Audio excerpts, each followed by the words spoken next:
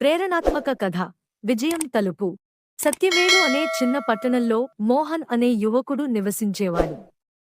అతనికి చిన్న చిన్న కలలు ఉన్నా వాటిని సాధించడం చాలా కష్టం అనిపించేది. ఎంత ప్రయత్నించినా అతనికి వైఫల్యం మాత్రమే ఎదురయ్యేది. వల్ల అతను నిరుత్సాహానికి గురయ్యేవాడు.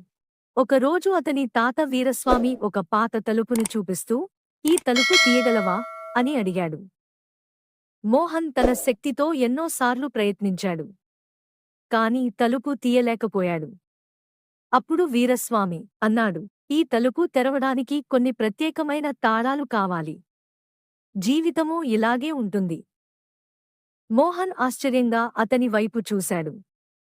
వీరస్వామి చెబుతూ కొనసాగాడు, "ప్రయత్నం, ఆలోచన, సంకల్పం మరియు లక్ష్యం ఇవన్నీ విజయానికి తాళాలు.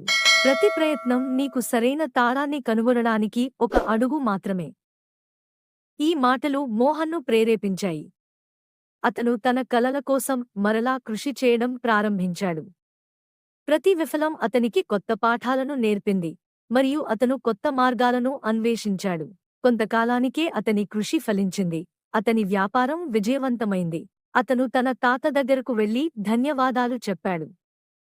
"నేను విజయానికి తలుపు తెరిచాను" అని మోహన్ ఆనందంగా చెప్పాడు. వీరస్వామి చిరునవ్వుతో అన్నాడు, "నువ్వే తాళాలు కనుగొని నీ తలుపు తెరిచావు. అదే జీవితంలో నిజమైన విజయానికి అర్థం." మోహన్ కథ మనకు ఒక పాఠం చెబుతుంది. ప్రయత్నం, ఆలోచన, ధైర్యం మరియు పట్టుదలతో పనిచేస్తే విజయం నీ తలుపు తెరుస్తుంది.